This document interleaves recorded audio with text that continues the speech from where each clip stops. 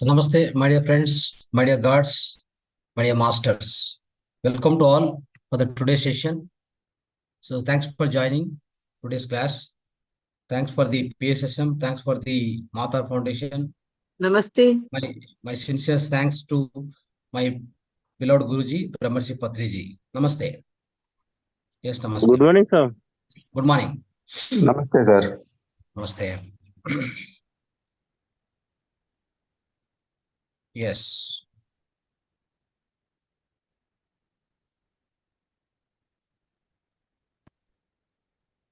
Right.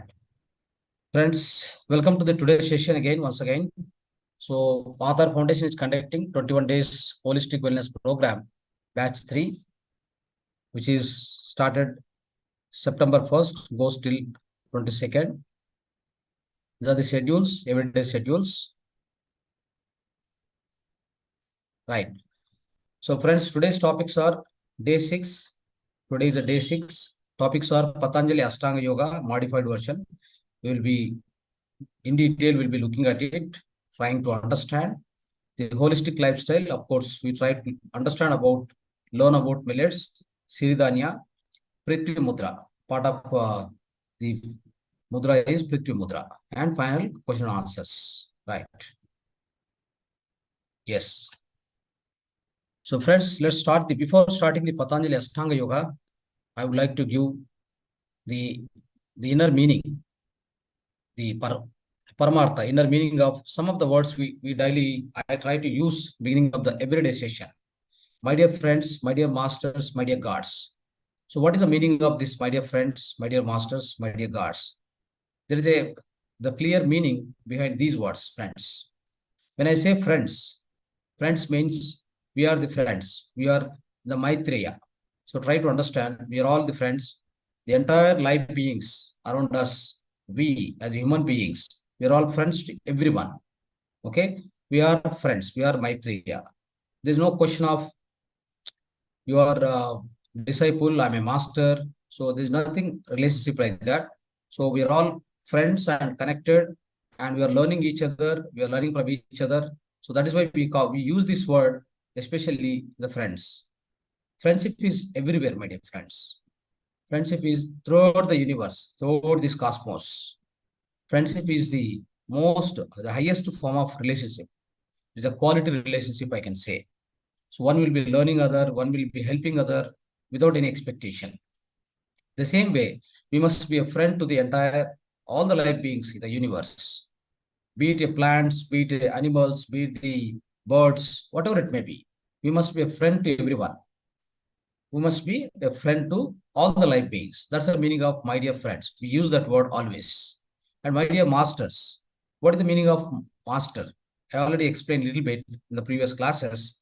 So master means the one who is trying to learn from everybody and is trying to master his own qualities, right? Whatever the qualities which are called Arishad Vargas. We have 6 qualities in our life, everybody's life.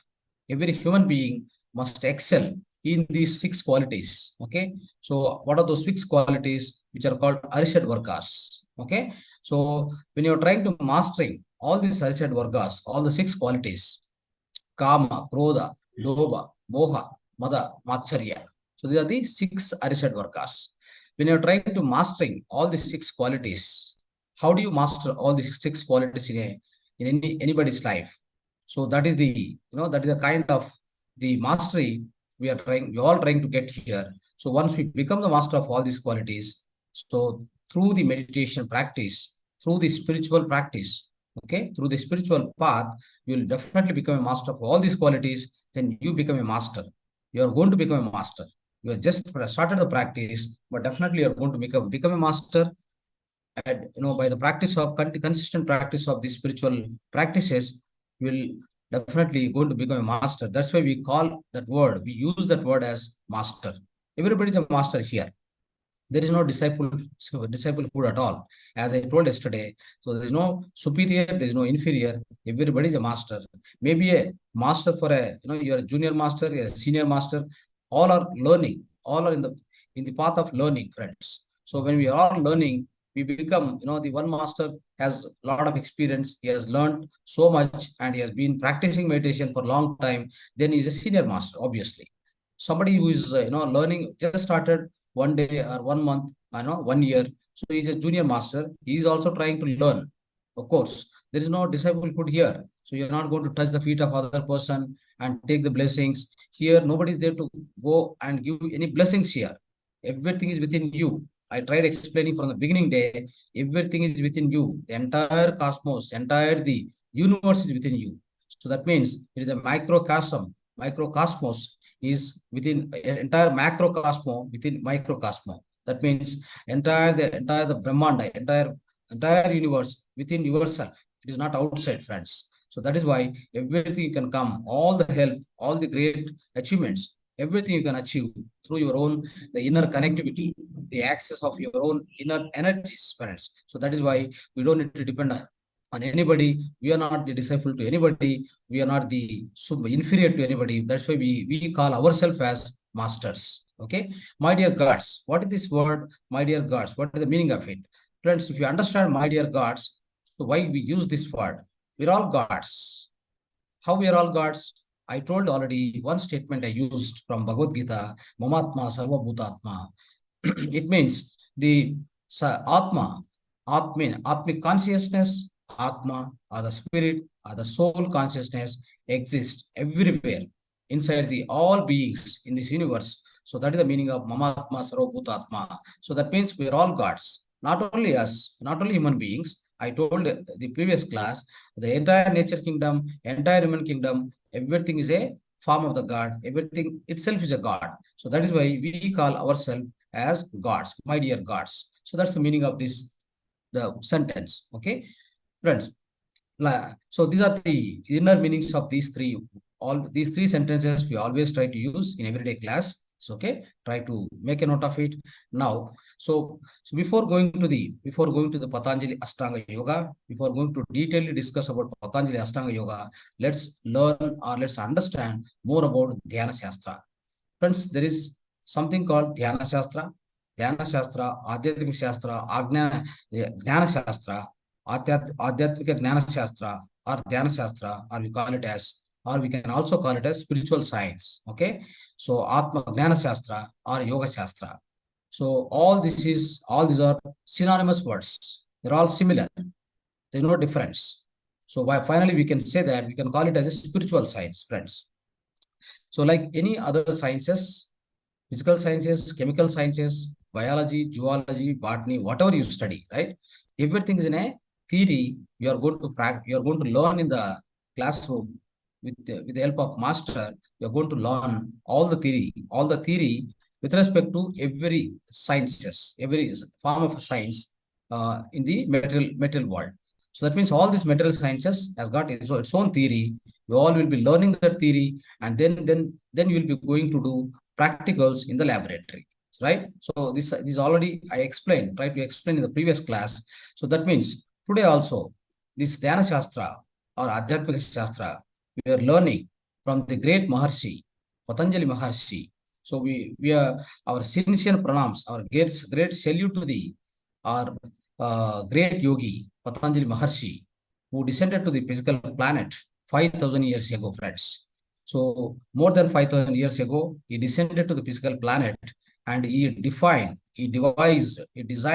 this Patanjali Astanga Yoga, which is the powerful spiritual science, the ultimate in the spiritual science, which is going to give you the ultimate goal of human life.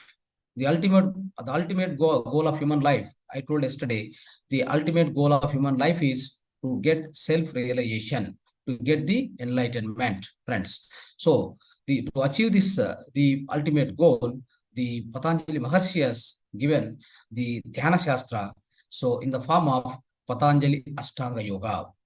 That's what we are trying to understand now. So that means you're going to understand you are a pure consciousness. I told you in the many classes, you are the pure soul consciousness. You are not this physical body. That is the truth. What is the truth?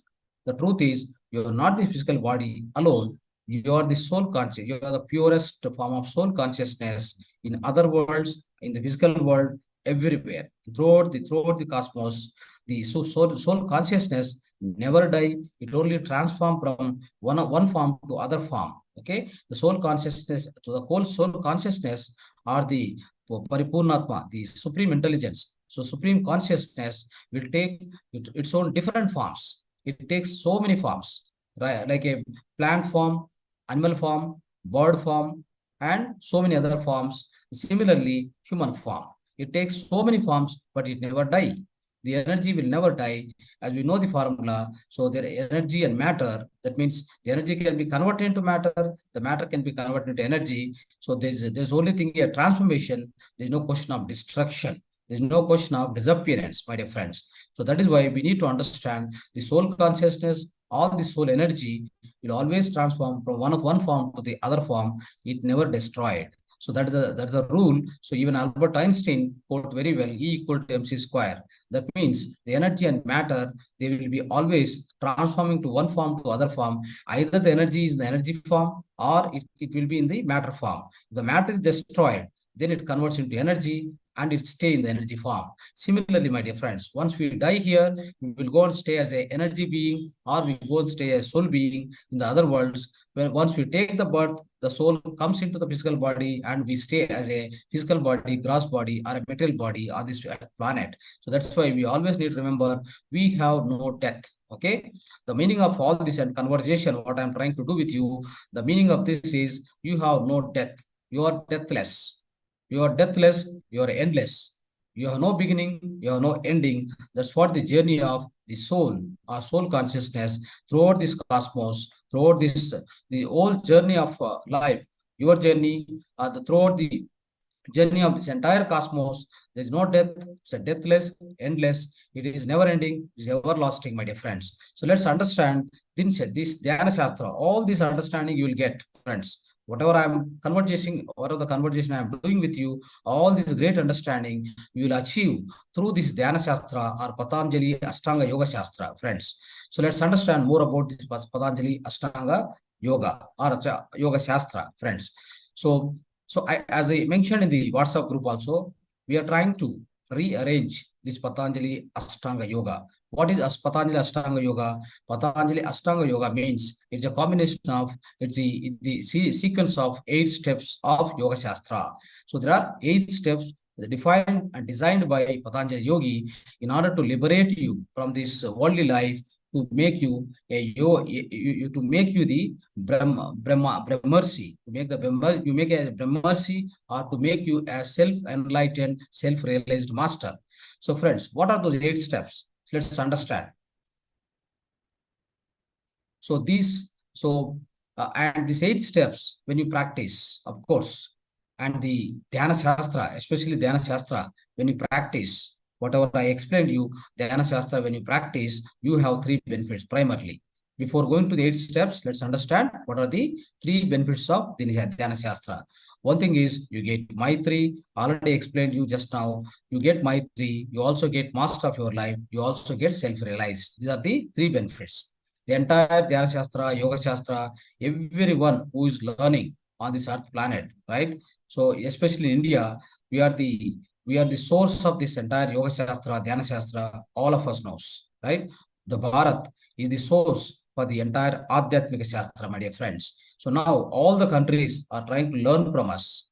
So with the recent introduction of the Yoga Day, the International Yoga Day, everybody started trying to understand what is yoga, how it is going to benefit. So the 3 benefits of the major benefits, the important benefits of this Yoga Shastra or Dhyana Shastra, everyone over practice, they get this. One is Maitri. Maitri means you become a friend to every being. You will understand that everybody is a friend to you. Every life being, all the life beings, not only animal beings, or not only human beings, not only plant kingdom, everything in this universe is a friend to you.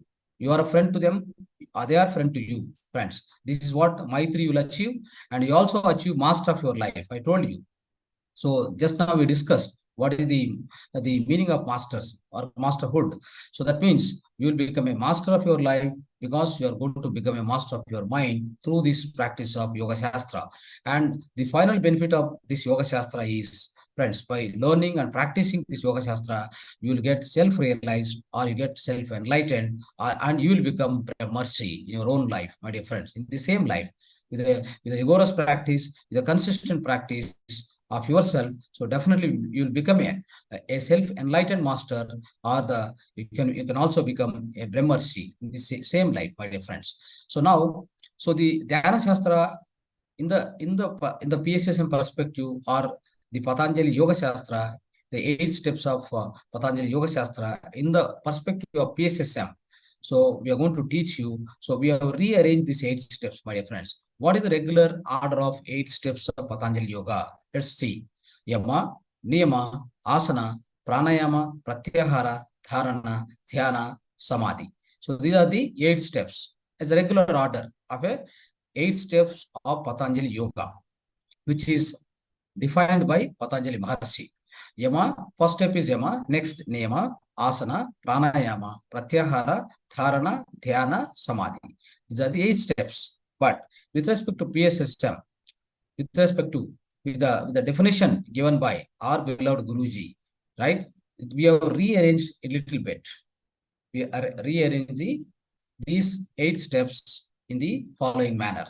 First one will be asana, then it goes to pranayama, pratyahara, dharana, dhyana, samadhi, followed by yama, niyama, friends. So these are the things. So you try to understand, this is the order the PSSM started teaching throughout the last 40 years to all the meditators, all the beginners, and even the senior masters. Everybody follow this Yoga Shastra, Dhyana Shastra in this manner. One is asana. Start with the asana, then pranayama. We practice pranayama. We practice pratyahara. We practice dharana.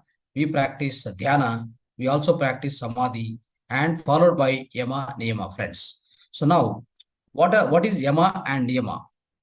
Try to understand. What is yama and niyama? Friends, so why we rearrange, first of all these 8 steps? Let's understand.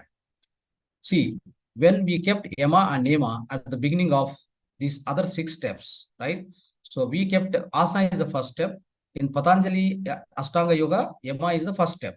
But we are saying that the first 6 steps are started with asana, ending with samadhi, and then the next steps, the yama, niyama, the initial steps goes at the end. Okay, we kept at the end.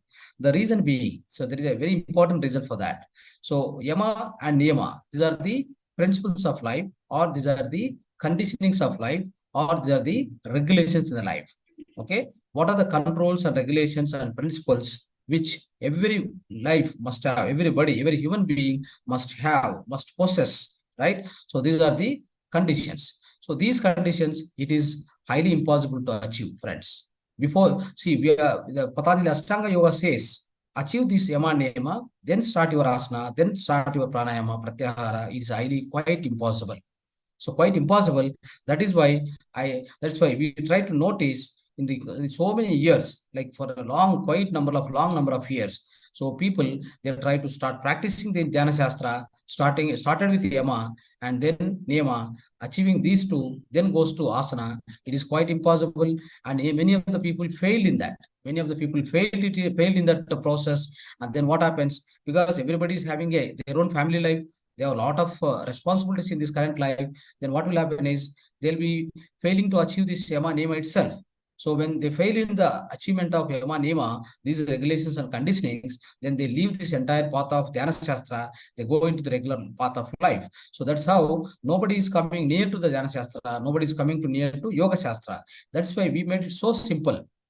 We made the entire process of Yoga Shastra, Dhyana Shastra so simple, such a way that every common person, even a common person, a illiterate person, can also practice this Yoga Shastra, Dhyana Shastra. He can also become a Brahmarshi in his own life.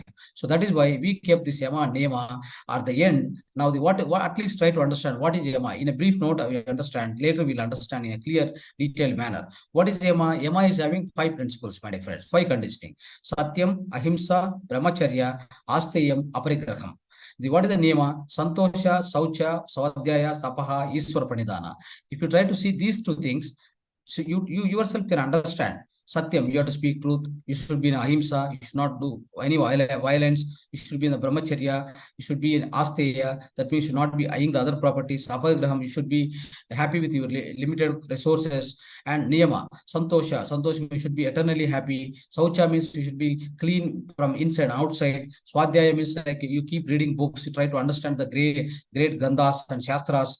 Tapaha means reduce whatever your bodily, mentally requirements, keep reducing it. Iswara Pranidhana means like always be in the Iswara consciousness, the soul, Atmic consciousness. Are these possible before starting any meditation, my dear friends? Are these yama and niyama, is it possible to achieve? So that is why many people, many of the, the other organizations start teaching all these two things first, and then all the people, they get failed. So they may try to get something like, I want to speak only truth. Is it possible just by saying yourself, or by disciplining yourself, by doing Hatha Yoga, by doing a lot of, difficult exercises, and doing all this, by doing so many the tough conditioning on your own life, then what happens? You get vexed out of your life.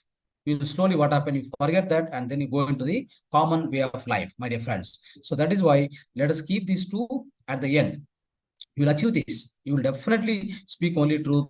You will definitely follow the non-violence way. You always be in the brahmacharya. That means brahmacharya means you are always living with the Brahma consciousness. You are living with the Atmic consciousness, always in the soul consciousness. All this will happen by default. If you follow the first 6 steps, then these 2 steps will happen automatically. Let me come to the first step as with respect to the PSSM view of this Patanjali Astanga Yoga. Let's start the first step, friends. So what is the asana? Okay, what is the asana? So let's understand the asana. So I already explained you when we are practicing this Anapanasati meditation, the entire, friends, these first 6 steps, we are trying to, in detail, we are going to look at it. All these 6 steps is nothing but your Anapanasati meditation. How it is so? I will try to explain you in detail. Asana means the asana. That means Sthira Sukha Asana. I told many times. So many times outside the different organizations, many people got confused. Asanas means like a difficult yogasanas. Friends, yogasanas are nothing but physical exercises to keep, to bend your body properly, to keep your all, different organs and different muscles, and, the toning of muscles and strengthening of muscles. Likewise, so all the movements in our physical body, all this will happen by doing so many yogasanas. There are many yogasanas you can practice right from Surya Namaskar, and all these things you can practice. Definitely that's good for you. So before going to Dhyana, if you have some small yogasanas practice always with even Surya Namaskar, it's always good in order to keep you physically fit. Physical fitness, asana, yogasanas are going to be very helpful. But here the asana, what it comes. So sorry friends, just a while.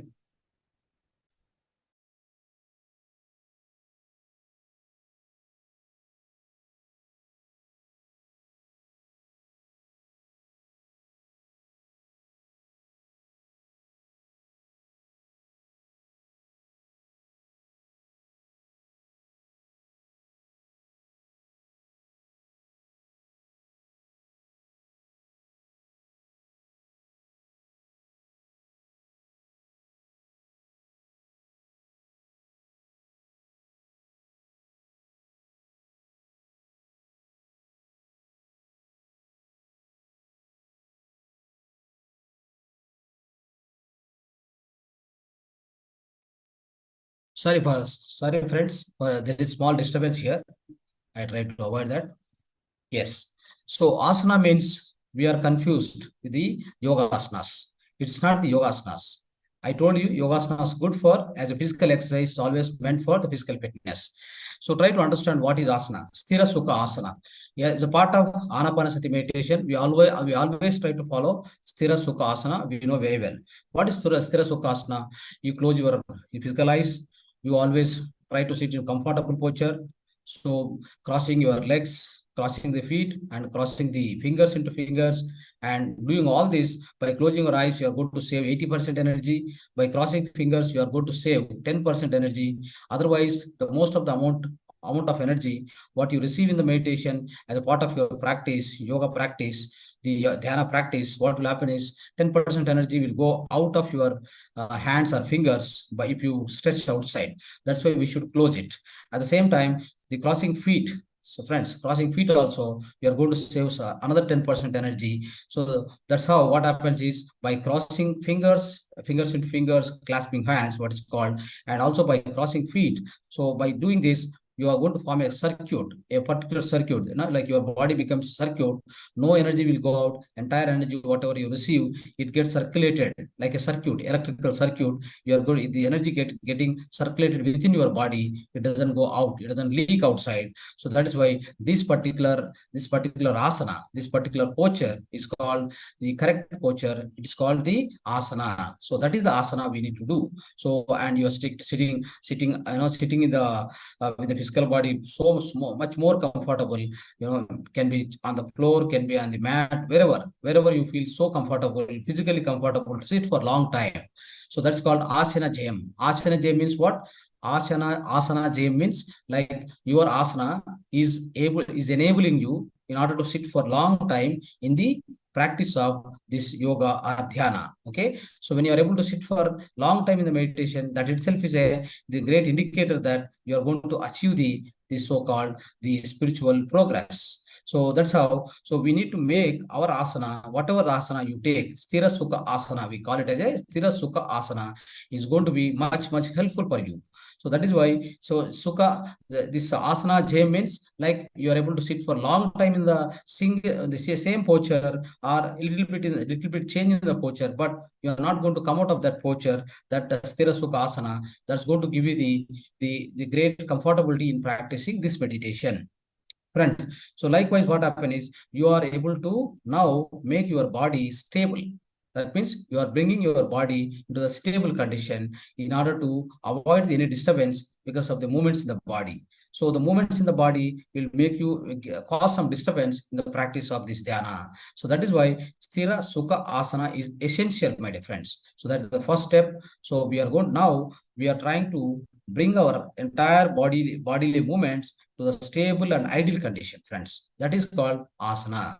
Then let's go to the pranayama. What is pranayama? Here also, one thing you need to note down is there are many pranayamas. Anuloma, Viloma, Brahmari pranayama, so many, likewise, so many pranayamas are there. So all those pranayamas are designed in order to expel some kind of impurities from your lungs. That means they are respiratory practices. I can say like how asanas, physical asanas are like physical exercises, and this pranayama, the techniques, various techniques outside, many of the organizations, many of the masters are teaching. So those are pranayama techniques which are essential, of course, useful in order to cleanse your respiratory system, in order to throw some kind of impurities which are helpful. Of course, you can practice some of the pranayama techniques, but you are not need not to be confused with the pranayama in the part of Astanga yoga. This pranayama means nothing but that pranayama. No, it is not that. So here the pranayama we say is this is sthira sukha asana is the first one.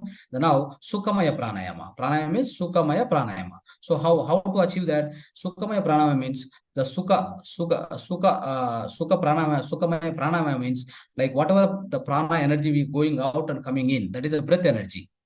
Whatever the in breathe and out breathe, which is happening in the most comfortable way, in the easiest way it's happening without your intervention. Okay, so without the interference of you, the whatever the breath is going out and coming in, just observing it and keeping idle, and keeping in a set down condition, like you are sitting so idle physically, already asana is achieved. That means you are physically stable. Now you are trying to achieve the mental stability. Mental stability means what? You are trying to control the thoughts, you are trying to control the mind, you are trying to bring the mind into the stable condition, friends. So through what? Sukhamaya pranayamam. This is called pranayama. This is called a sukhamaya pranayama. So that is why we need to always keep practicing this sukhamaya pranayamam as a part of our anapanasati meditation, the procedure, friends. So that's what we taught, and we have been practicing for so many days now. So this is the pranayama. This is nothing but a pranayama. Try to always remember, try to practice it. So with this, what happens? When you do this sukhamaya pranayama, when you follow this breath, which is going in, coming out, so in breathing, out breathing, so that is Uchvasa, Nichvasa. So we call it as, so we also call it as Ana plus Apana plus Sati. So this is what we are doing. When we do this, what happens? Slowly, when we follow this breath, so I told you the nose is a pyramid. So into the pyramid, whatever the breath which is going inside, you are following that. It means you are following. That means you are observing it. You are not decoding it. You are not going to, you are not going to analyze anything. You are not going to decode anything. You are just an observer. You are a witness for that breath which is going and coming out. With which what you achieve is you achieve the control. You achieve the control on breathing itself. That means your breath becomes slow and slow. So slow and steady and steady, then slowly. So friends, the thoughts and breath both are connected, very much connected. If there is no breath, there is no thought. If there is no thoughts, means there is no breath. Try to understand. So that means when you control the breath, when you make the breath slower and slower, coming to the zero condition, so that is where your thoughts also gets empty. Your thoughts also get into the zero condition. When the thoughts gets into zero condition, that means you control your thoughts. That means you are able to control the mind itself. So when you are able to control, when you are able to achieve the greatest control on your mind, on your thoughts, that means you get the control on your life itself. So that means when you become a master of your thoughts, master of the breath, master of the thoughts, master of the mind, master of the life. So this is what the sequence of results which happens, my dear friends. So that is why Sukhamaya pranayama is so essential. So right. So when you do this pranayama, what will happen? So what will happen is, as I explained, science of meditation, 3 laws of meditation falls in the place. So what is the first law? When the thoughts becomes empty, our mind becomes empty, you receive cosmic energy into the physical body, into your human body. The highest amount of cosmic energy enters through the Brahmarandra on the top of the head. That's a part of Sahasrara. Okay. So second step is, when you receive that much sufficient amount of cosmic energy, what happens? When the mind becomes empty, first of all, the first law says, first observe the breath, then your mind becomes empty. So first observe do this pranayama. This is pranayama you're doing, then your mind becomes empty or thought becomes zero. That's the first step, first law.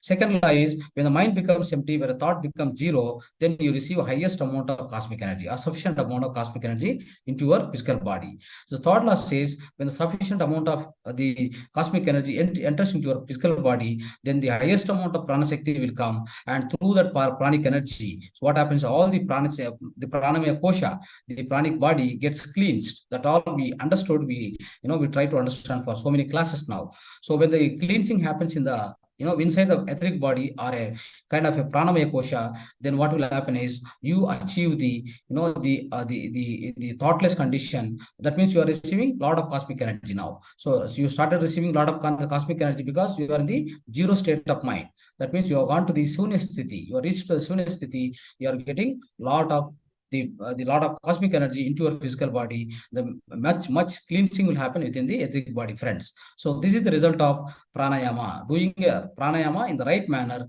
that means the part of our meditation. The pranayama is the second step through which you try to achieve the Sunya Sthiti. You try to achieve highest amount of cosmic energy into your physical body.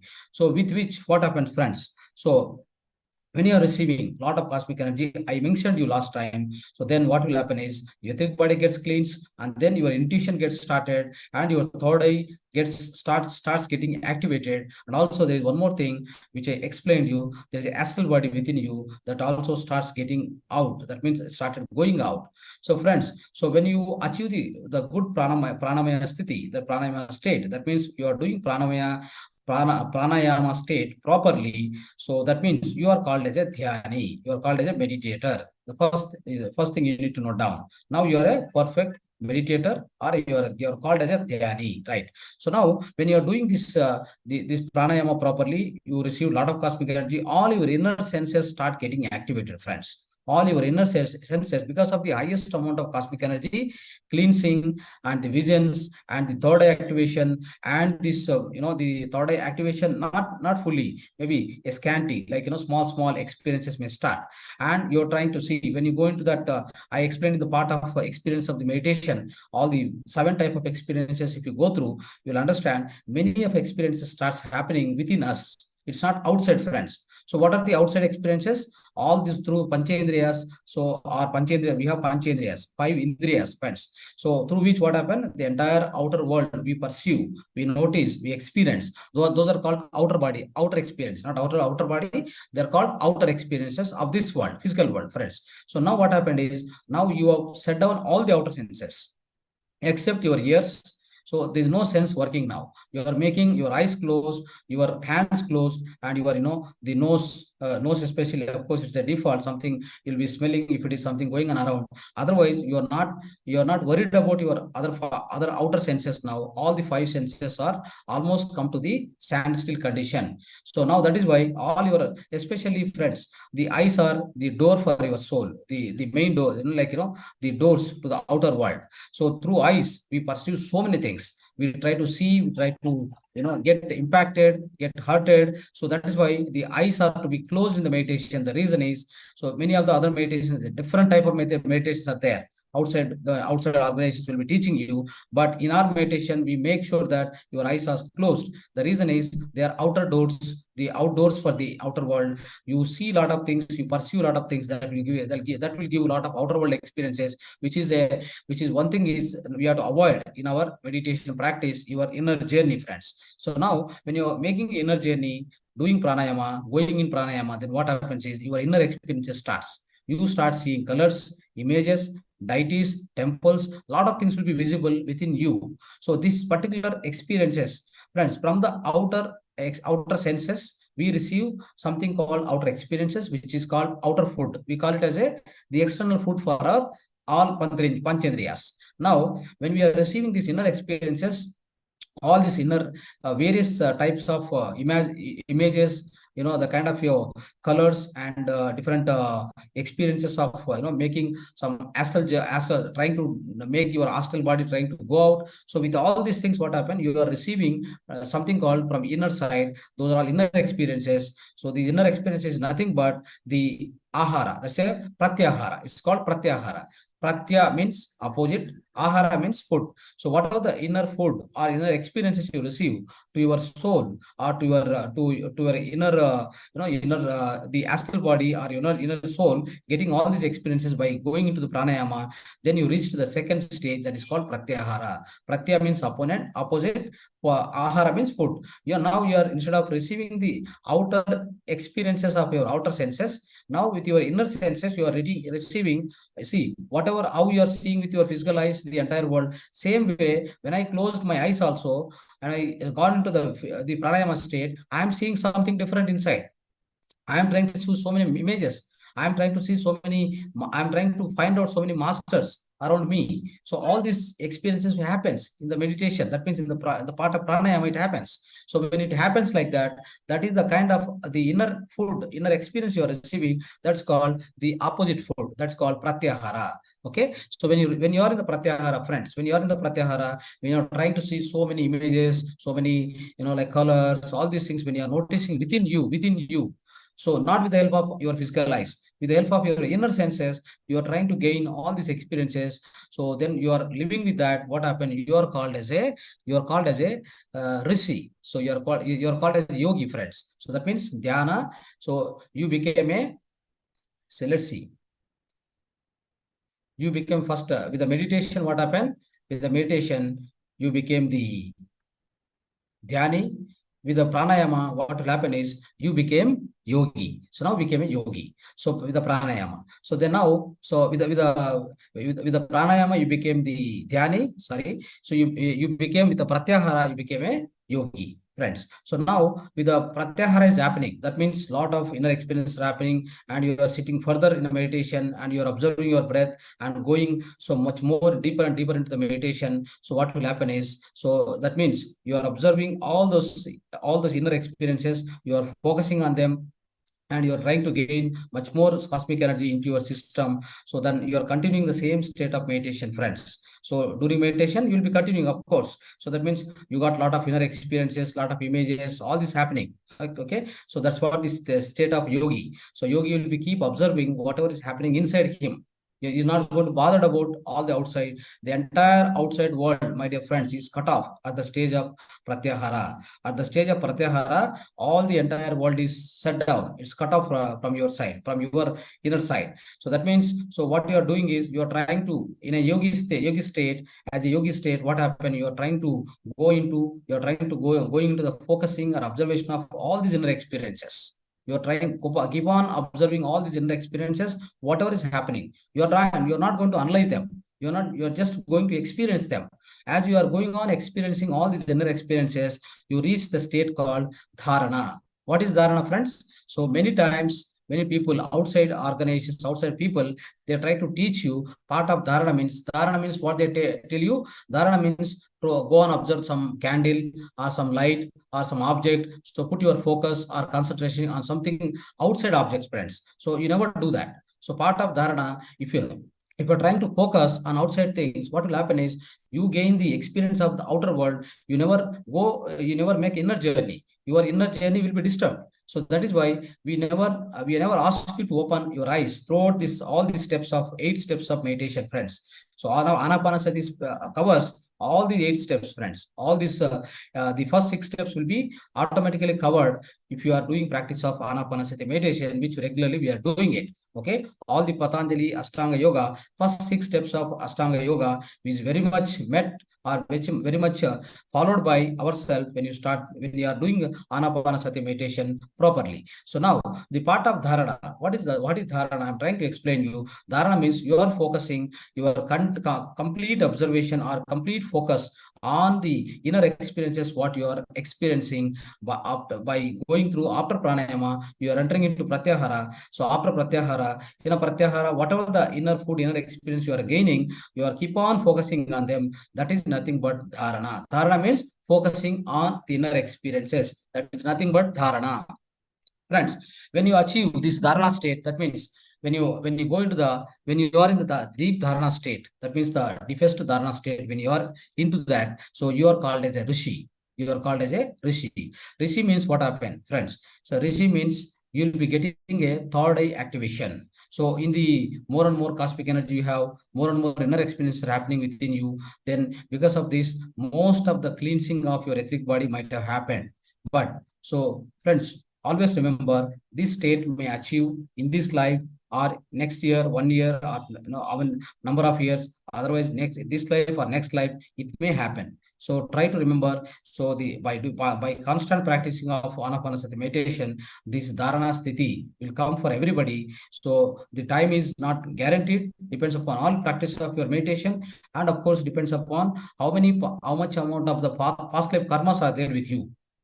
What happened is many of the lifetimes. So on average, I'm trying to tell you, make this point noted. On average, a human being takes about 300 to 400 lives in order to get self-enlightenment or the realization. You wanted to get to the samadhi sthiti and you want to become a self-enlightened master. It takes about 300 to 400 lifetimes, friends. So there are so many ways, so many stages of soul evolution, which will keep happening. We will discuss more about that in the future classes. You will understand in detail about the soul evolution, how a soul, which is just born a soul, just came out of Punatma and take the birth on the earth planet as a human being, how many lives he needs in order to get the self-enlightenment or liberation or become a Brahmarshi. So that all will happen. So in the course of 300, 400 lives, that means you are in every life, we all will do some karmas, negative karmas, positive karmas, all this, right?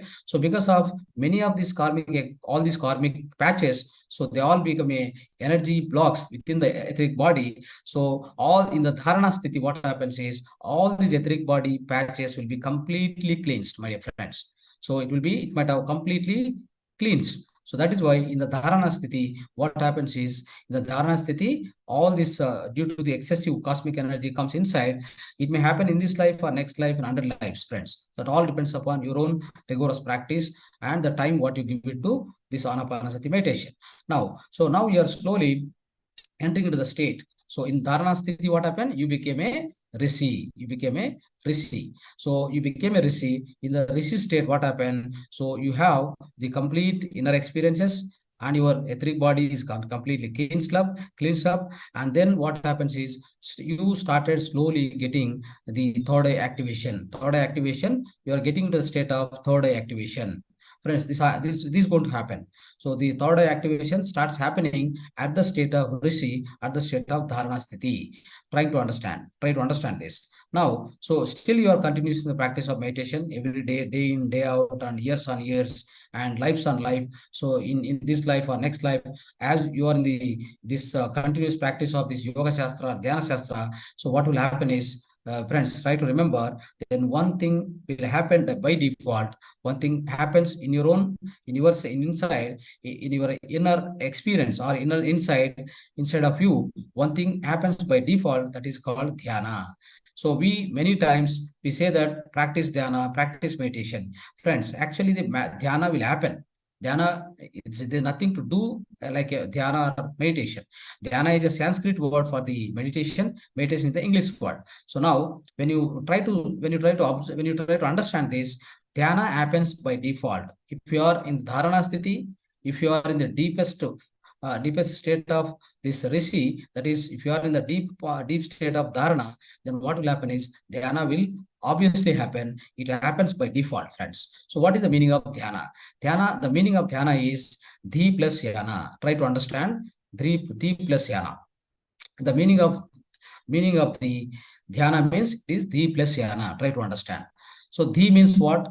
Yana means what? Dhi means the combination of your astral body, your causal body, all the these subtle bodies. The combination of the subtle bodies. Yana means traveling. That means astral travel. It's nothing but astral travel. Try to understand. So dhyana is equal to Dhi plus yana. So Dhi means the combination of astral body and the causal body, the subtle bodies. Yana means prayana. That means journey. So now what happens with the excessive amount of cosmic energy happens within you due to dharana sthiti, then you are entering into the state called dhyana. In the dhyana sthiti, once the dhyana happens within you, properly, perfectly. So you enter into the deepest state of dharana, that is called dhyana. So then once dhyana happens within you, so what will happen is you are called as Rajarshi. You are called as Rajarshi. Friends, try to understand this. So now when you enter into the dhyana sthiti, what happens is, so your astral body will go out. That means it make outer body experience. They are called outer body experiences, friends. So then what will happen is, when the outer body experiences you make, then you travel to the other worlds. You try to travel to the mysteries, the understanding of mysteries of life, my dear friends. So what will happen is, because of your outer body experiences, because of your astral travel, so that means from the physical body is sitting in the with the proper asana, with the proper pranayama, you are doing proper pranayama. That means you are observing proper breath, natural breath you are observing. You are sitting in the pranayama. Then you got pratyahara. That means you have got a lot of experience, inner experiences. You also went into the deep focus of those experiences, that is dharana sthiti. Then you are continuing your meditation. You are sitting and you are still continuing meditation. Then dhyana will happen. In dhyana, what will happen is you make a astral journey. That means you make a astral travel. So by the time of by the time of your dhyana, your already third eye got activated. So third eye gets into activation partially or fully. All depends upon your the depth of meditation, the kind of practice you are doing anapanasati. So the third eye got activated, your astral traveling start happening. When the astral traveling starts happening, friends, only one thing is, you are going to meet the great masters in the other worlds, the high frequency worlds. So we all came from the Paripurnatma, or supreme intelligence, from the higher worlds, my dear friends. What are those worlds? There are 7 worlds are there. 7 worlds are there, including this physical world, friends. That is including our Earth. There are 7 worlds. 7 worlds are there in the cosmos. So from all those 7 worlds, we all came from those 7 worlds, and we are living in this physical body. What are those worlds? Bhuloka, Bhorloka, Swarloka, Karanloka, Mahakaranloka, then Satyaloka. So there are 7 worlds. So Bhu, Bhur, Swar, Jana, Maha, Tapa, Tapoloka, Satyaloka. Jana. So that means these seven worlds are there. So out of these seven worlds, we all come and live on this earth planet within this physical body. So now what will happen is when you get this Dhyana sthiti, then you make a astral journey, astral travel. So then you will go to the other frequency worlds. You try to meet masters, you try to take their experiences, you try the guidance from them. Because what happened, many of us on this earth planet, so even the great masters and different masters, different organizations, they may not give you the right wisdom, right spiritual wisdom. They give the spiritual wisdom that becomes a theory for you. Always you are hearing the theory, you don't have practical experience, friends. So that's by doing meditation practice, then you are entering into the deepest state of this inner journey. So that's where you, when you travel, when you make a astral journey, astral travel, then you meet lot of great masters. You understand that as and when the astral travel happens from your physical body, then and there itself you understood that I am not this physical body alone. There is something inside me. There is something inside me, that is astral body, which is going out of me. That means you understood now you are not only the physical body, you are something else also. What is that something else? That is soul consciousness, having seven bodies of seven layers of bodies we have within soul. So the third body, which is astral body, is releasing now, and you understood, you practically experienced because of dhyana, because of meditation. So then you will get the clarity within you that I'm not the physical body, I am something else. The moment you understood this truth, friends, so then whole perspective of your life will change. That's called self-realization. This itself is called the one stage of enlightenment, friends. So that's where you will try to understand. Definitely, you will try to understand, and you will understand the physicality. You will understand the spirituality. You will understand the whole mystery of this life, mystery of this universe also. All this will be revealed to you through the astral journey. So many things will happen, friends. So you make astral journey means you can go to any world. You can meet all these great masters like Ramakrishna Paramhamsa, Vivekananda, all these great masters, Gautam Buddha, Patanjali. All these great masters exist in the higher worlds of existence. I told you, only the energy can be transformed from one form to other form. So they are not in the physical body, but they are exist in the soul consciousness, friends. With the soul energy, they always exist. So they are all the wisdom exists with them. That's why when we leave from here through astral journey in the meditation, in the dhyana sthiti, when you go to the other world, you can learn many things. You can talk to them. First of all, you understood yourself that you are not the physical body alone. Second thing is, when you go to the other worlds, high frequency worlds, you can learn many things. Of course, you can see your loved ones, anybody, your mother, father, anybody passed away from this earth planet. You can also meet them. You can meet them in the other worlds with your astral travel, with your astral journey, friends. So these are the benefits of this dhyana, that is the plus dhyana, friends. So now, so when you enter into the dhyana sthiti, I told you, you became a Rajarsi now. You became a Rajarsi. That is the state of Rajarsi. That means he's able to make a astral travel, and also he's having a third eye activation done. Then with these two things, he can pursue all the super that is supernatural or subtle things, friends. Especially all the subtle experiences you will gain more and more. Then you'll be in the when he's continuing this again, this so the dhyana sthiti, that means a deep state of meditation. It is continuously, you are continuing practicing of this meditation. What happens is the final state of this 8 point, the Astanga yoga, which is samadhi sthiti. You will achieve the samadhi sthiti, my friends. When you achieve this samadhi, you are called as a brahmarsi, right? You are called as a brahmarsi. Now, what is the samadhi? How to understand the samadhi? Samadhi is nothing but samadhana sthiti. That means you got answers for all your questions. What are the questions, friends? Who am I? Why am born here? Why am born particularly to this family? Why I'm connected to so many people? Who are around these people? Who are all these people around me? What is the karmic relationship between me and my father? Why I am born in particularly this family, why I'm suffering with this physical disease, why I'm suffering with the so-called the many type of the financial difficulties. All this, the karmic the karma theory, karma siddhanta, everything will be revealed to you.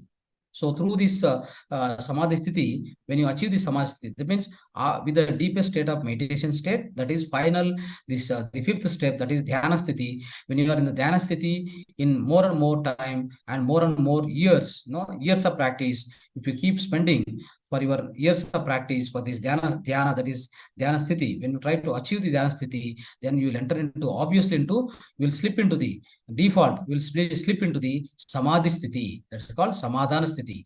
All these questions: what is the life? What is the death? What is life after death? So where do I go if I die? Where other people are going when they die? Where they are going to exist? Which are the other worlds are existing? I told you 7 lokas: Bhuloka, Bhurloka, Swarloka, so Janaloka, Tapoloka, Mahaloka, Satyaloka. These are the 7 worlds. So all these different worlds we will try to understand.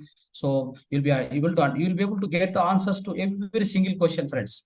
Maybe physical questions, maybe mental questions, maybe social related questions, and why this world is so chaotic. That means so violent. So what is happening around this world? So how the entire creation happened? What is the source of this creation? Whatever we learned as a theoretical way, all this will be revealed to you practically, friends. So with the help of the samadhi sthiti. So that's called samadhana sthiti. That means you got answers to all the questions, friends. So now in the part of samadhi also, there are 2 types. One is Savikalpa Samadhi, other one is Nirvikalpa Samadhi. What is Savikalpa Samadhi, friends? Savikalpa Samadhi means like you got answers to many questions, but there are some questions which are pending within you.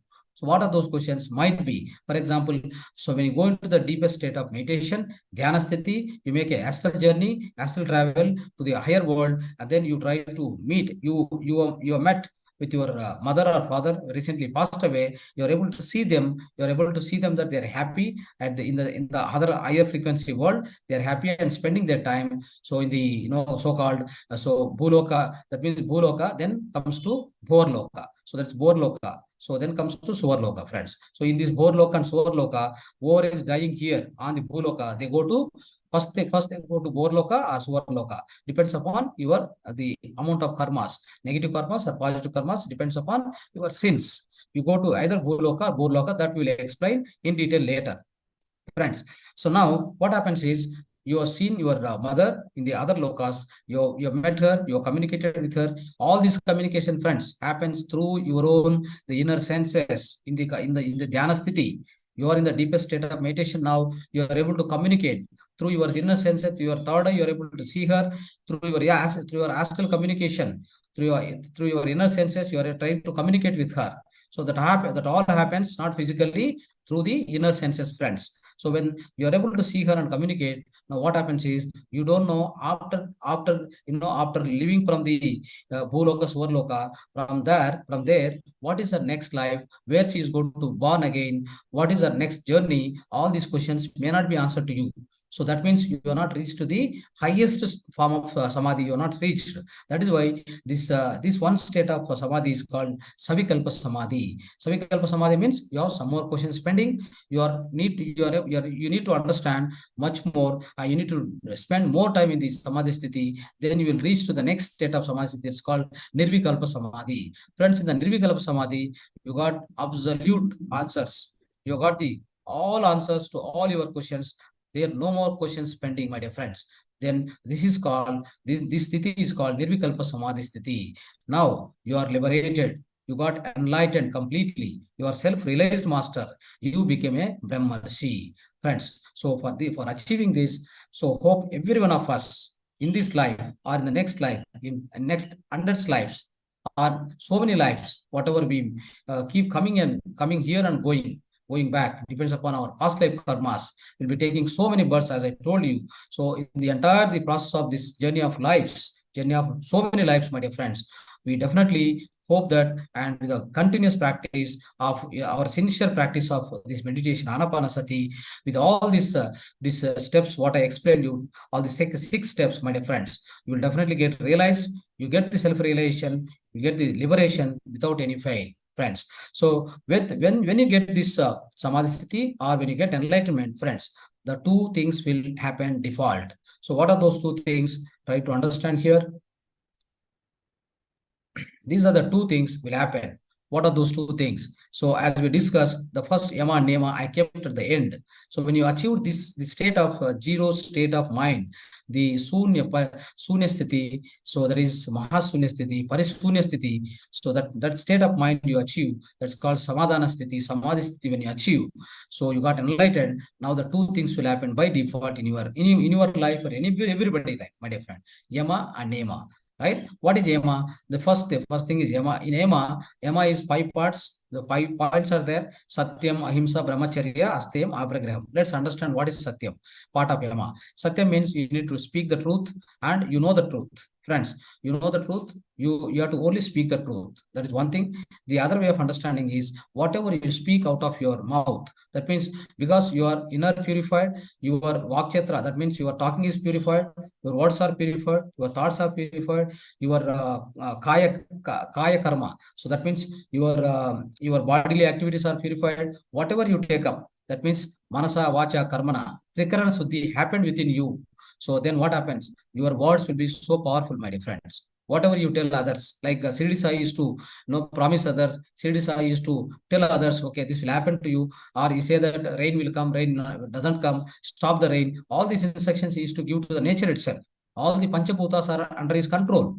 How does it happen, my dear friends? When you have the state of Samadhi Sthiti, then you achieve this. So that means your words become so powerful. So then it will be get manifested easily. So that means Satyam. So you are with the Satyam. So that means all your whatever you speak, it becomes Satyam. It becomes real. It becomes the truth, eternal truth, my dear friends. So that's why this sthiti will come automatically with the following of these first 6 steps, my dear friends. So they don't need to you don't need to force yourself to get this state. It will happen. By default happens. Next, ahimsa. Friends, ahimsa means what? Non-violence. We discussed so very widely the part of our the vegetarianism subject. So ahimsa means non-violence. So himsa is the violence. Now, so you will come to the state of ahimsa by default with the achievement of samadhi sthiti. How do you achieve this ahimsa? Because you know very well mamatma sarvabhutatma. You already realized that you are not this physical body. In dhyana sthiti itself, you realize that there is an astral body which is going out of you. You are experiencing it. That means you are not this physical body alone. There is something else within me. So those are 7 bodies which are existing. And you are making, with the help of astral body, causal body, you are making a traveling into the universe, into the cosmos, into the other higher worlds. That means what? You are not this physical body alone. You are the Atmic consciousness. You are the soul consciousness. When you understand that, as per the statement called Mamatma Sarvabhutatma, then you are not going to kill any other animal. You are not going to give any torture, any violence to any other life being, my dear friends. So not only human beings, to any other life beings, you are not going to torture them. You are going to become friend or maitri. You are going to get into the maitri with all other life beings. That is called ahimsa. It happens by default, my dear friends, because you understood very well, you realized yourself, right? So then next goes to brahmacharya. What is brahmacharya? Brahma means Brahma Padartha or soul consciousness, Atmic consciousness.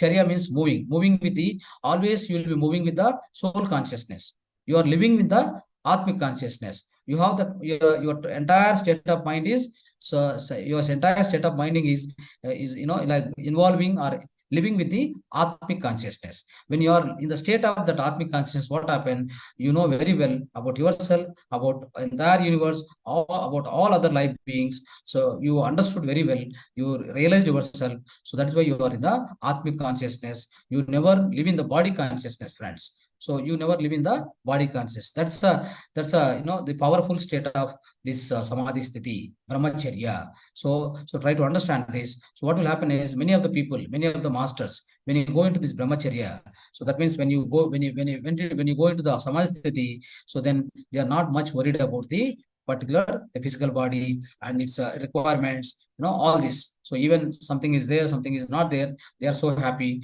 because they are living in the Atmic consciousness, soul consciousness. Now going to Asteyam. Asteyam, friends, what is the meaning of Asteyam?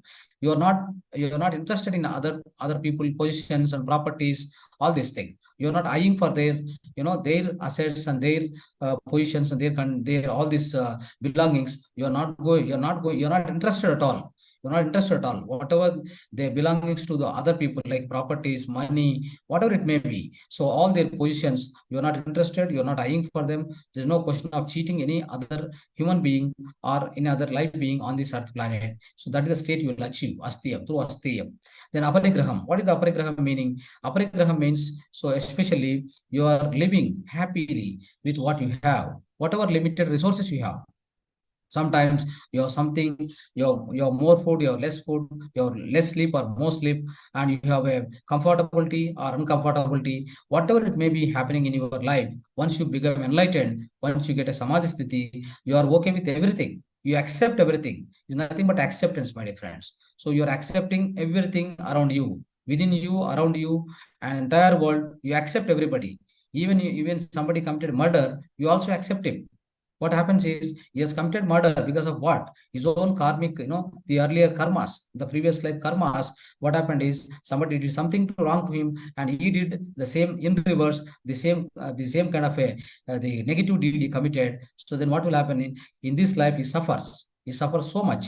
He gets the result of this karma, negative karma. Then what happened? Slowly, in the course of many lives, in this life, he suffer it, and then he leave this physical body. Then he comes back to the next life.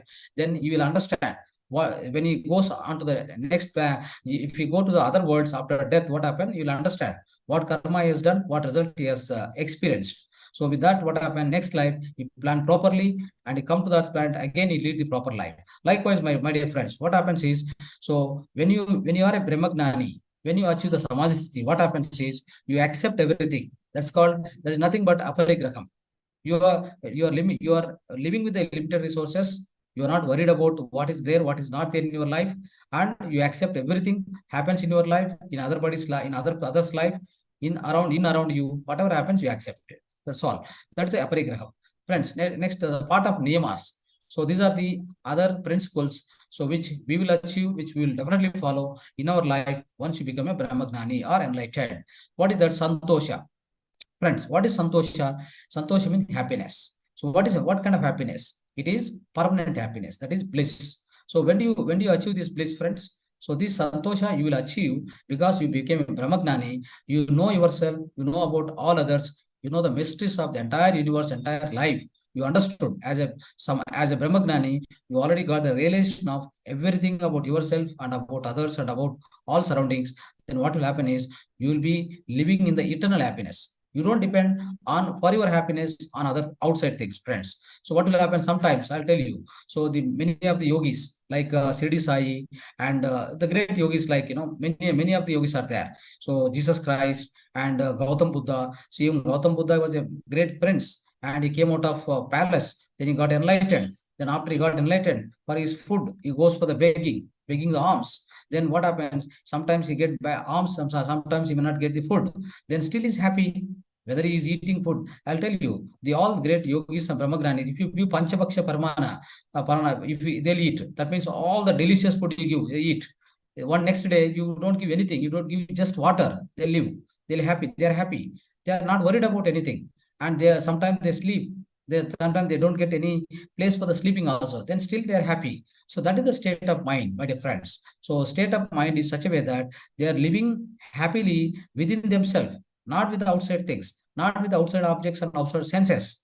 No outside objects, no outside senses will give you the permanent happiness. The permanent happiness is given by your own inner soul. So that is why these people, like the Brahmagnanis, any Brahmagnani will live with the soul consciousness. That means he is living with the happiness from the inside. So that is what they call, that's what it is called Ananda or bliss. So that is why they are always happy, friends. They don't worry about any other things. All other outer agencies will never affect their happiness. They are completely in the purest form of Ananda Sthiti, right? That's called Santosha. Saucha. What is Saucha? Cleanliness from inside and outside. Friends, many of the Brahmagnanis, they don't like any kind of uncleanliness outside or inside. So first of all, we clean ourselves, we become Trikarana Suddhi. I told already. So Manasa, Vacha, Karmana.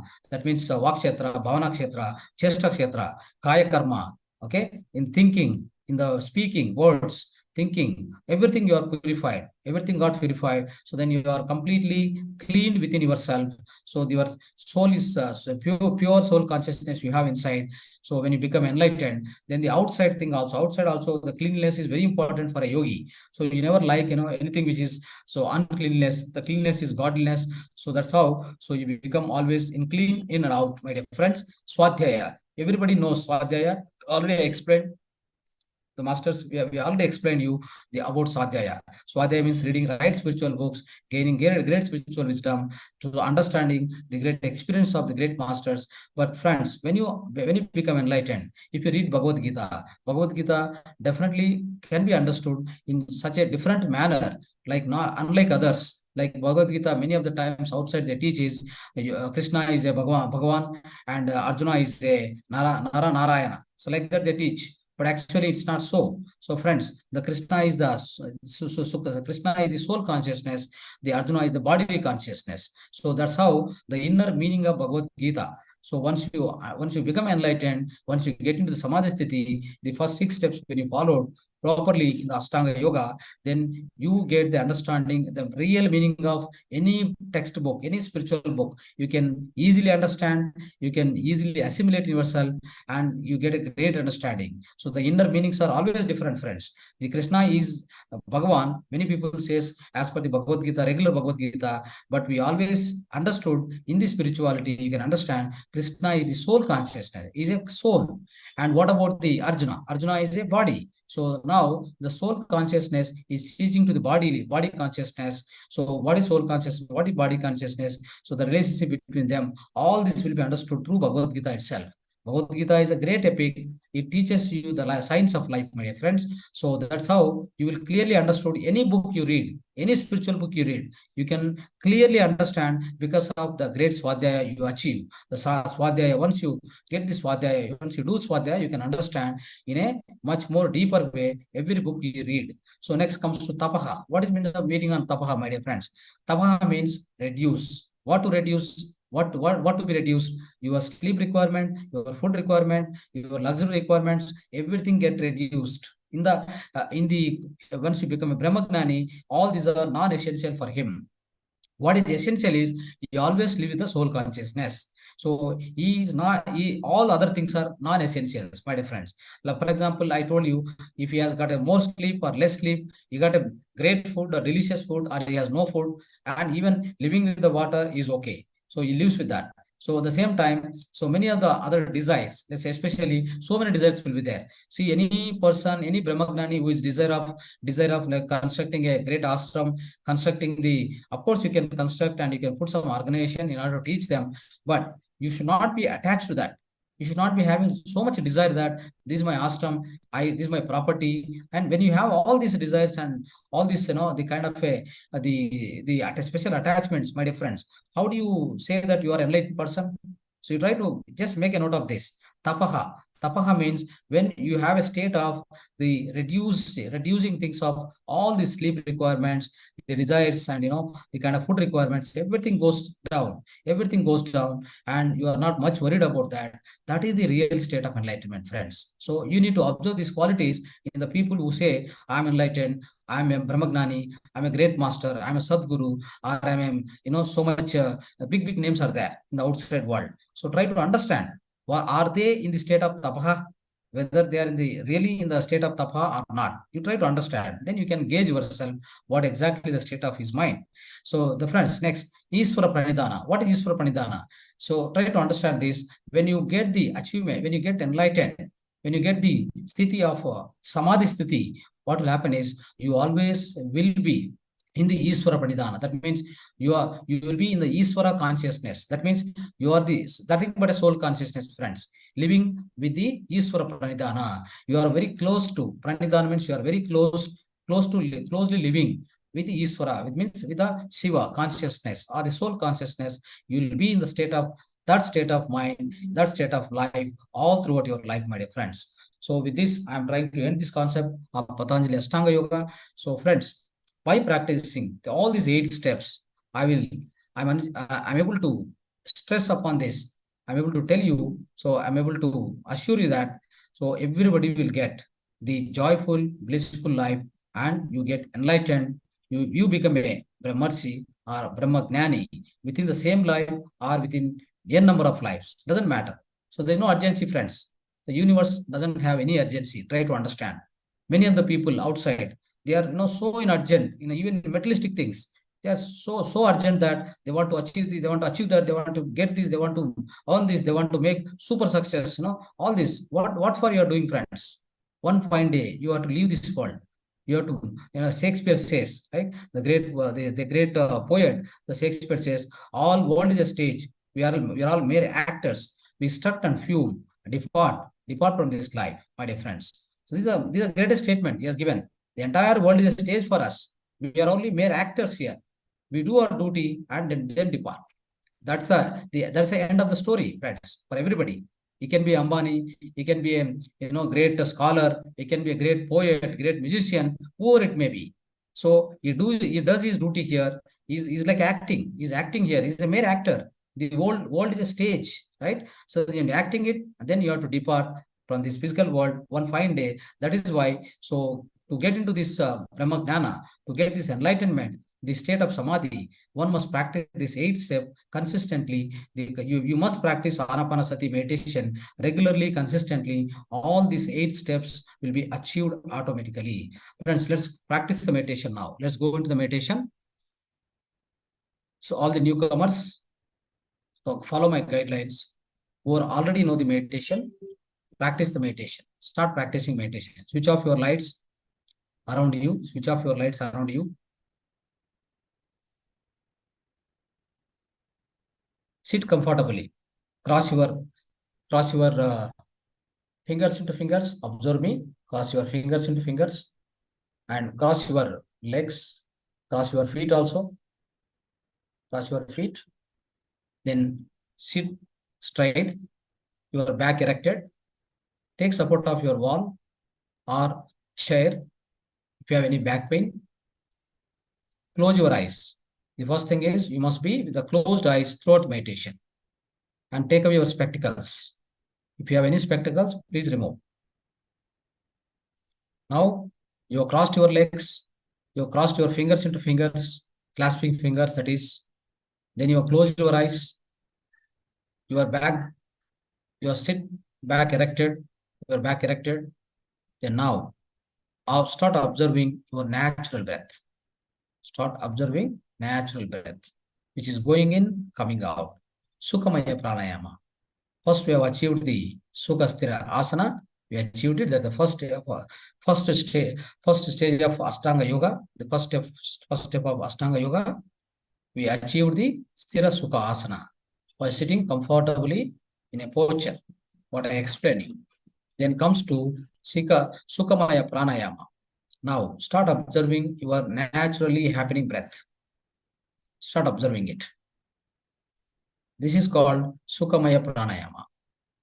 That is the second step of Astanga yoga. The second step, now you are with your own natural breath. That means pranayama. The pranayama is happening within you now. Start happening. Be with your breath. Be with your natural, simple breath. This is Sukhamaya pranayama.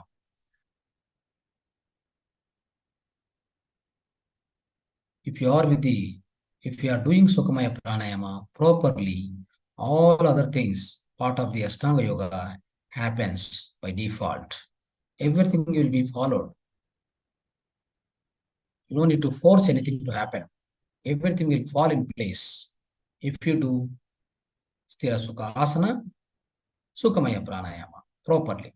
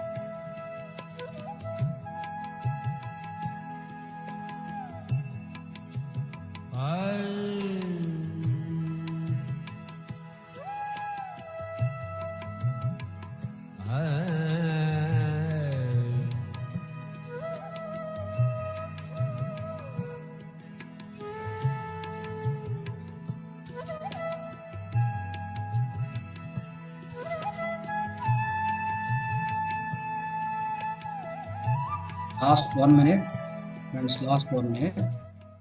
Final 1 minute of meditation. Be with your natural breath.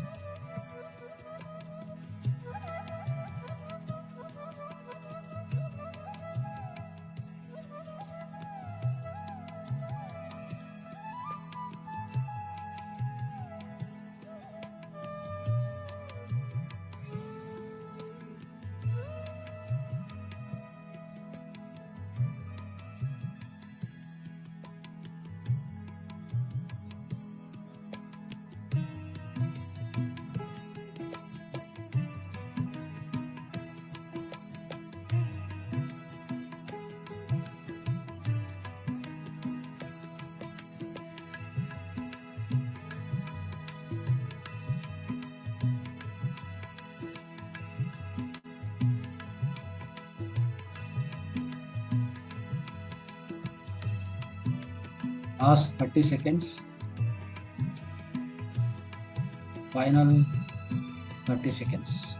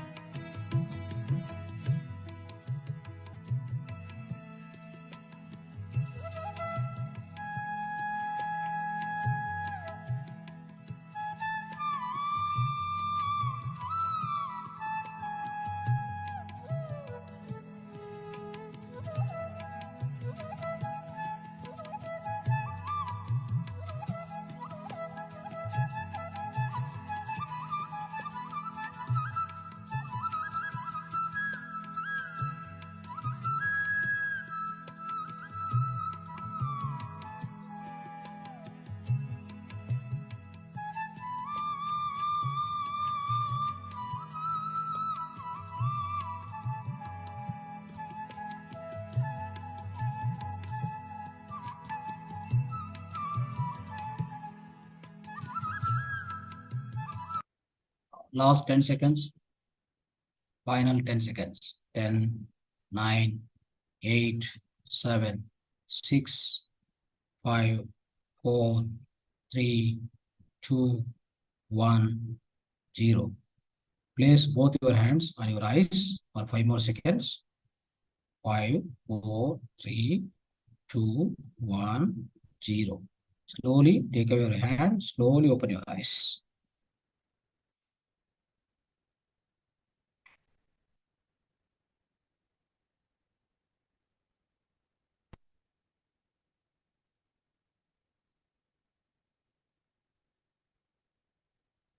Yes, friends. So part of our holistic lifestyle, let's understand about the millets, siridhanya. We call this millets as a siridhanya. You might have heard this word. So Siridhanya means it provides you the wealth and health, everything, my dear friends. So this is called Siridhanya. So this is the main course of food. Of course, this is a main course of food. All our ancestors were really enjoying this food and eating this food as a main course of food, my dear friends. We lost this food because of the Green Revolution and the Harita Viplava happened. We lost this food from our the regular meals as a main course of food. So it is disappeared from the entire world, and in fact, it's gone in a backdrop. Then what happened is the main crops like paddy, wheat, and these things have come forward. So now the entire world is suffering with a great number of diseases because of the excessive carbohydrates they are consuming, and they have no fiber component inside their food. So that's what they are suffering too much. So because of their food style, and the food style has become so devastating that so all of their immunity, bodily immunity is not there. So no bodily immunity, suffering with a lot of various kind of ailments, my dear friends. So that's what happening now. And so let's understand this millets. Okay, so millets, actually what happened is the lot of nutrients you'll get from these millets. Okay, the in general greeny leaf vegetables and fruits also they're a good source of food, no doubt on that. So what will happen is, so in this food, especially the vegetables and fruits and whatever you eat, right? So with this, what will happen is the amount of glucose gets into your body, your blood will be faster. See, the food which is always we try to take a food whichever causes the slow release of glucose into the blood. That is most important food, friends. Try to understand this. Okay, it's very essential food. I'm telling you, any food which is causing the slow release of glucose after the digestion into the blood, that's a good food. So always try to take that food. And if you take this kind of food, what happen? You don't need to take any medicines for the illness. And if you eat this kind of siridhanya or millets food, so if you consume, you can come out of the medicine slowly. And because of the high rich fiber exists in this food, it will try to make sure that the release of glucose is very slow in manner. Then it will take away a lot of diseases from you, and your body immunity is also greater, friends. So now these are the 5 important siridhanya or millets. Try to understand. Little African millet, foxtail or Italian millet, kodo millet, barnyard. See, barnyard millet, you can see here, foxtail, Italian millet. Little or African millet. You see the names of the countries here. So you'll be wondering, what are these names of the countries, why it has come into here? So because this millet food is, first of all, it is our own ancient food, Indian ancient food, friends. So which is what we can call it as a amrutahara. So this is the kind of food. So what happened here, the other country names came means, so these millets in the olden days itself, they have gone to all these countries. So many of the foreigners, the part of the invasion to India, they came here, they took this, the great Siridhanya millets, they are growing in their countries. That's why they have also given the names African, Italian, German, Japanese. That means these many countries know about these millets. All the millets are spread to the entire world. Many of the countries, they used to eat this food. They are also eating the food, and they are enjoying their life, and they are happy and healthy. So very healthy, friends. So physical health is so much with them because of, there are many of the people are eating this. That's why their names are different, country names are attached to this. So anyway, kodo millet, barnyard millet, brown top millet. So American millet, it's called American millet. So now, so many of the countries, so like, whenever they have any disease, a particular disease, they used to give particular millet as a main course of food. Okay. You can avoid the rice and wheat, everything. So the main problem is in rice and wheat. First thing is very less amount of fiber. You take any paddy or a wheat, you will have about 0.2 grams to 1.1 gram, 1.2 grams a fiber component inside 100 grams of the grain. If you take all the millets, these 5 millets especially, 8 to 12 grams of the fiber component within 100 grams of the grain. That's the beauty of these millets. Second thing is, because of fiber is rich, what happens is it makes sure that your glucose release is slower and slower. In a gradual manner, it will release into your blood. Then obviously you get the proper digestion happens, and the slow release of glucose, so that excessive glucose will not go into the blood. Then you will never get any kind of higher sugar levels in your body. So it maintains the glucose in a slowly, orderly manner. That's the beauty of millets, my dear friends. The other thing is, other millets also there. So of course, these millets are, the first 5 millets are called positive grains. And this other millets, what I'm saying, showing here, finger millet, of course, pearl millet, ragi, javagodi, all this, they comes under the called neutral grains. First are positive grains. Second, these are called neutral grains, my dear friends.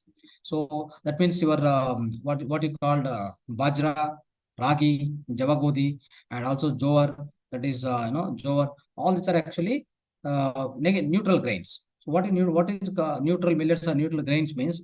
They also have fiber, but not much. It's about let's say 2 to 3 grams, 2 to 3 grams of fiber in 100 grams of the grains. So that is why they're also good, very good, definitely as a main course of food. But better than this other 5 millets. They have rich. See, all these 5 millets, especially, you can eat them with respect to the disease what you are suffering. So of course I'll show that. But other millets also can be main course of food. In regular, you can take. Whether you have disease or not, you can take either ragi you can take, bajra you can take, or javagodi or jowar. You can take in regular way. Okay. Now let's see this any food grain cultivation. What you do, it must be environmental friendly, my dear friends. All these grains, whether positive grains of millets or neutral grains of millets, both are environmental friendly. How it is, it doesn't consume much amount of water. They can be fed with the rainwater and grow in any place. Even the banjar bhumi, like a dried soil, anywhere you can grow, only with the help of the minimum amount of rain. It's about very scanty fall of the rain also is sufficient for the cultivation of these grains. That is why they are not the water intensive, and all the paddy and wheat is water intensive. Even sugarcane, they're all the water intensive, which takes away and which consume lot of natural resources. That's the biggest problem of all those grains. So friends, so that's why here we try to observe here every fiber. So every siridhanya or a millet has got two fibers. One is soluble fiber, another is insoluble fiber. So the fiber which is with the fiber, once it goes into the stomach after digestion. So especially one fiber is going to be going into the blood. So that is the insoluble fiber and the soluble fiber. So one thing is going to cause the slow release of glucose inside the body. The other one is going to be responsible in order to see two type of fibers are there within the siridhanya: soluble fiber, insoluble fiber. So the first fiber which is responsible for the that is soluble fiber, which is responsible for the slow release of glucose into the blood. The second fiber, insoluble fiber, which doesn't digest fully, so that will go into the part of excretion system. You are all cleansing of bowels and till the large intestine, your anus, till anus, whatever the cleansing is there, that part of activity will be taken care by the insoluble fiber. So these are the two fibers are existing within the siridhanya. Try to understand. And here you see, so as I told, 8 to 10% of the fiber available in the all millets. The foxtail millet especially cleans the nervous system and lungs. Little millets cleans the reproductive organs. So likewise, there are separate benefits are there for each millet. Barnyard millet especially cleans all your delicate organs like kidneys, cleans rivers, liver will be clean, urinary bladder, endocrine glands, all this will be clean. Brown top millet especially, it's a power to cure all kind of disorders which are with respect to the respiratory systems and bones. So likewise, these are the great different type of millets and different type of benefits, my dear friends. So try to have this as a course of main food with you. So along with the kind of a javagodi is also very good. So the neutral grains always you can take. What are the negative grains? Negative grains you need to understand: wheat and rice. Okay, sugarcane, whatever that comes out of it, all these are negative grains. Okay, they are not going to do any good thing for you. They are actually grown with a lot of chemicals and a lot of water intensive.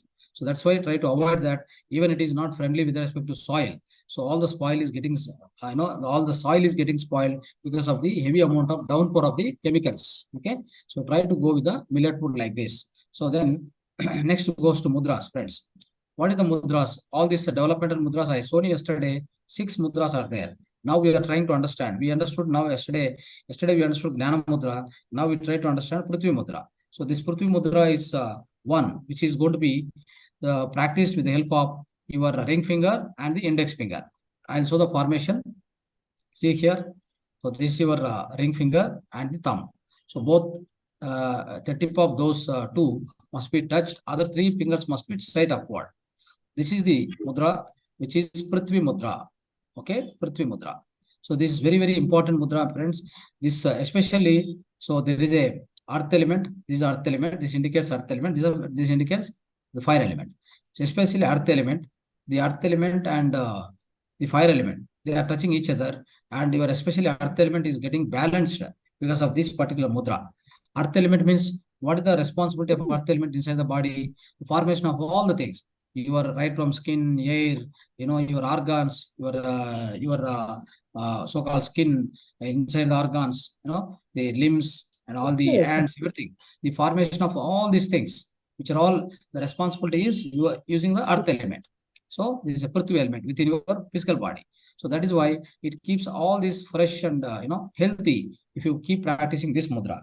So let's see some of the important benefits of this mudra, especially friends who are having hair loss and prematuring of the graying hair.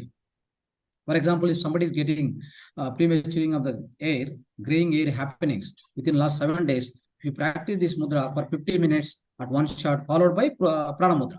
Prana mudra must be followed, must be practiced for 15 minutes. If you do that consistently every day, so what will happen is you can notice lot of changes, lot of reversing of this graying hair happens. If the graying of the hair happens in the recent times, last 8 days, 10 days, if you notice that, start doing this practice of mudra regularly. But if somebody is having hair fall, hair loss is also there, so please practice this mudra. It will be a very good tonic for the hair loss, I can say. All the hair loss, whatever it's happening, is a best tonic for this kind of the problems. Friends, especially if somebody is getting premature hairing, the premature graying of the hair happened in the children, anybody. So it happened already and for quite long time ago. Then what happened? Continue the practice of mudra for a long time. Then of course there is a chances that the further graying of the hair will be automatically cancelled or avoided. So that is the advantage of this mudra, friends. So along with that, there are many benefits are there. This mudra provides vitamin A, B, C, D, E, K. All these vitamins are provided, and it will see that always you are happy and contented because of practicing of this mudra. Okay, and it becomes your mind becomes so generous always. And also this mudra, right, it's a beauty aid. I can say it's a beauty aid. It keeps your shape of the eyes and nose and lips, all this will be so properly and greatly maintained if you start practicing this mudra, friends. And it will be trying to avoid your skin rashes and any kind of burning of the skin, and fever. When you have fever, when you have a dry skin, all these cases will be much avoided. So if you follow this mudra, so this is very essential mudra in these cases, friends. Any of the jaundice or fever, if you are suffering from the fever or a jaundice, follow this mudra for a 50 minutes. It's definitely a additional help for you. If you are taking any medicine means allopathy medicine to be completely avoided as much as possible. Go with the plant-based medicine, Ayurveda, Homeo, all these things are good for immediate reliefs. And then along with that, these mudras also always follow. So it will be much helpful for you, friends. So try to understand this. And then so likewise many of the benefits are there. So many of the benefits with respect to this particular mudra, it will helps to expedite the in case of fracture. For example, if fracture happen in your physical body, so in order the bones to be attached, so the speedy of the recovery, the bones get attached and then your fracture gets reduced. So this mudra is going to help a lot. Try to remember this also. Okay, so now this is all about Prithvi mudra, friends. So now let's take questions and answers, and we'll be before ending of the session. Yes. Any more question and answers you can ask?